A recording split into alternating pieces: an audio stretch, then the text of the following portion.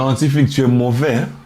Non, tu es mauvais, Antiflick. 7-0, mais à quoi est-ce qu'on vient d'assister? La violence de cette prestation du FC Barcelone à domicile contre Valladolid. 7 buts à 0, 3 buts en première mi-temps, 4 buts en seconde période. Le match a été exceptionnel de par les buts, de par les acteurs, que ce soit les entrants, les sortants. Le match a été de bout en bout maîtrisé, mais ça fait longtemps que j'ai pas pris autant de plaisir. J'ai crié tout le temps dans le match. Le match aurait pu même aller à 10-0 tant il y a... Oh là là, exceptionnel les amis, j'espère que vous avez pris plaisir. Dites-moi ce que vous avez pensé de ce match. Moi je suis complètement dingue, j'arrive pas à y croire. 7-0, 7. S'abonnez-vous. C'était quand la dernière fois que le Barça a réussi à en planter au moins 5? Et là on en plante 5, 6, 7. En fait c'est la fête. C'est la fête, j'aurais tellement voulu suivre ce match sur place. Mais c'est exceptionnel, les joueurs ont été exceptionnels. Rafinha, triplé, une passe décisive exceptionnelle. Tout le monde marque, c'est la fête à la maison, c'est la fête au village. Antiflick, comme on dit chez nous, Oumela, tu es sur ton trône, on respecte ton travail. Aujourd'hui, ce que j'ai vu au-delà des buts, c'est une équipe affamée, une équipe supra-offensive. On a fini ce match avec plus de 30 attaques, avec un Dani Olmo. Je ne sais pas si je dois parler de qui d'abord, si je dois parler des joueurs, si je dois parler du coach. Le match a été vraiment, je ne sais pas comment vous avez vécu ça, mais c'est dingue. La violence qu'on leur met, la méchanceté en fait que l'on met dans chacune de nos actions, c'est juste dingue. Moi j'étais, waouh, si c'est ce Barça que je veux suivre chaque week-end, oui c'est ça que l'on veut suivre. Et dites-vous, on a encore des blessés.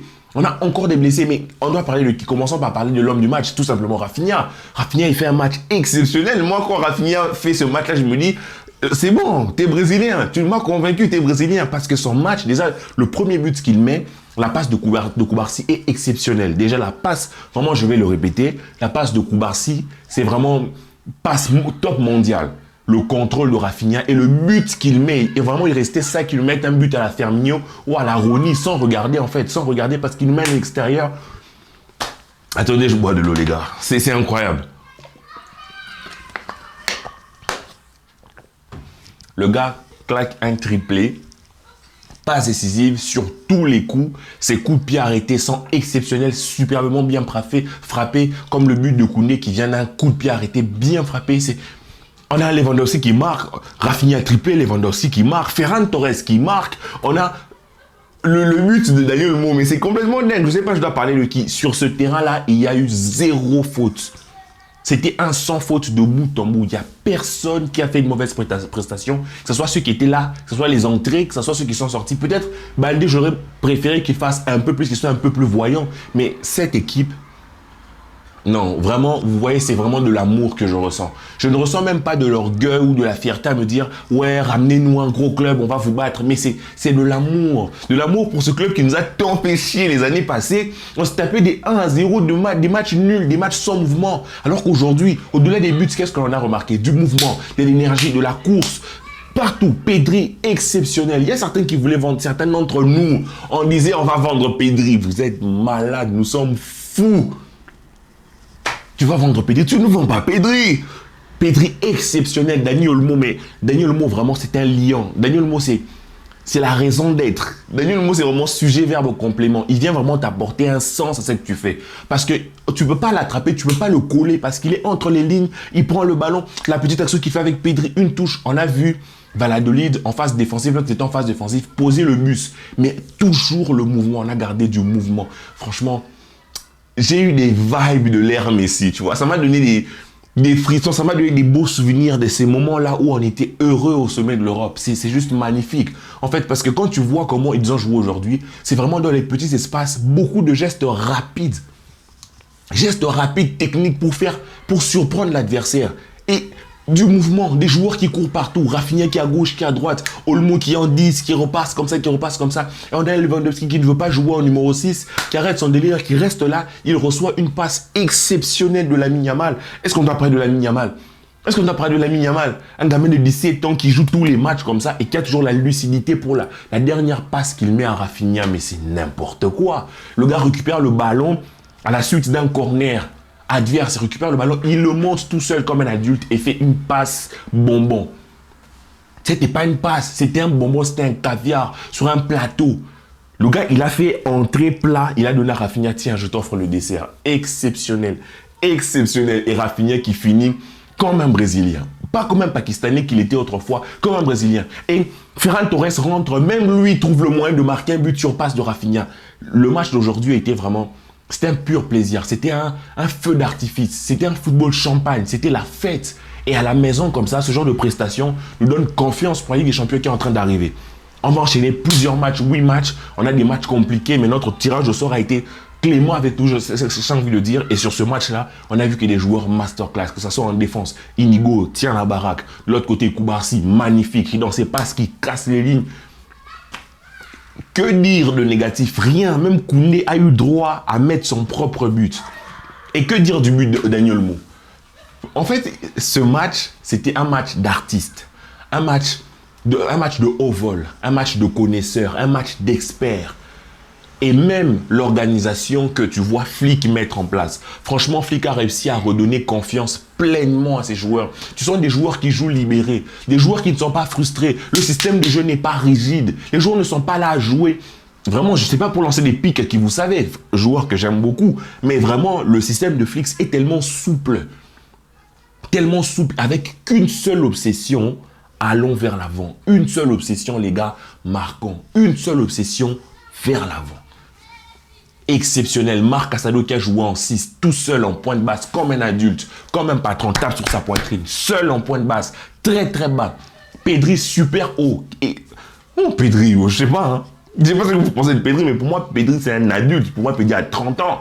Il joue comme un adulte, il joue pas comme un gamin de 21, 22 ans. Pedri a 30 ans. Exceptionnel, exceptionnel. Et Daniel Mo. Le gars, aujourd'hui, c'était vraiment... C'était un match de football. Aujourd'hui, c'était un match de plaisir. Un match... Ça faisait longtemps. J'étais là, je me disais, mais on assiste à quoi? On est en train d'assister à quoi? Qu'est-ce que l'on est en train de vivre en direct là? Franchement, Anti-Flick entre pleinement dans son air avec les deux pieds, sans esquisser le moindre sourire. Ça fait du bien. Ça fait du bien. Ça fait du bien. Parce que même en seconde période, quand tu vois les entrées, tu te dis que le coaching, il est censé. Tu sors à Lewandowski, il reste à peu près 20 minutes. Donc quand j'ai vu ça, je me suis dit, voilà, c'est censé parce qu'on voit Lewandowski descendre un peu en régime. Tu fais rentrer Ferran Torres qui marque son but. On peut appeler ça un coaching gagnant. Et derrière, tu fais rentrer un Fermin qui a lui aussi quelque part une occasion pour marquer un but. Mais il y a eu, quand il rentre, tu vois que, en fait, il n'y a pas de différence entre les entrants et les sortants. Parce que quand les joueurs entrent, ils ont tous envie de se la donner. Tous envie sur ce terrain de mourir sur le terrain, de mourir sur ce terrain-là. Ils courent l'intensité. Lamine Yamal qui joue tout le match, qui fait les replis défensifs. Tout le monde a couru. Qu'est-ce que ça fait plaisir de voir un Barça qui court, un Barça qui a envie, un Barça qui a du caractère, qui a de la niaque, qui fait toutes ses courses de la première à la dernière minute, qui défend, tout le monde défend, même Lewandowski défend, même Lamine Yamal qui défendait peu, défend, fait des tacles, revient, tout le monde est à la baguette. Tout le monde est à la baguette. Pour moi, c'est largement le meilleur joueur de ce match. Celui qui a vraiment tiré son épingle du jeu, c'est Rafinha. Mais on peut toujours applaudir, vraiment se lever devant le match comment il s'appelle, de Daniel Mo, se lever devant le match de Lamine Yamal, se lever en fait, aujourd'hui, le Barça a surclassé Valladolid parce que collectivement, ils étaient extrêmement bien forts et très bien huilés, mais aussi individuellement, ils étaient largement au-dessus. Techniquement, c'était festival. C'est tellement beau les gestes techniques que l'on a vus. Les gestes techniques, pas pour s'amuser, mais gestes techniques pour améliorer l'action, pour accélérer l'action. Les passes Daniel Mo qui vont venir trancher. Dites-vous, il y a eu 3 poteaux. 3 poteaux dans ce match, dans le 2 pour Daniel Mo. Daniel Mo aurait pu finir son match avec un triplé, Lewandowski un doublé. On aurait fini le match à 10-0. Rendez-vous compte, on a attaqué 7 buts, 3 à la première mi-temps, 4 à la deuxième période. Autrefois, on aurait mis 3 buts à la première période, on aurait baissé le tempo. Autrefois, on aurait mis 2 buts à la première période, on aurait baissé le tempo et Valladolid serait revenu peut-être à 2-1 avant la mi-temps.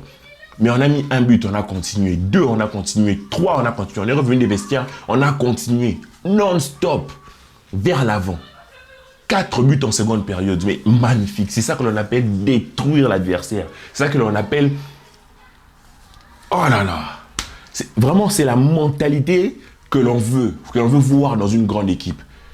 Et quand tu vois qu'on est sur un 12 sur 12 en tête de la Liga, on négocie avec personne, on claque 7 buts à la maison, ça fait vraiment monter notre pourcentage, notre taux de buts par match. C'est juste exceptionnel. Pour la confiance, c'est énorme. Maintenant, on va voir la trêve pendant une semaine. On va revenir ensuite, on va récupérer les blessés, on va récupérer Francky. On va peut-être commencer à penser à récupérer Gavi vers le mois d'octobre, vers le mois de novembre. Mais dans l'ensemble, tu te dis qu'avec les blessés, avec le retour de blessés, ça ne peut que s'améliorer.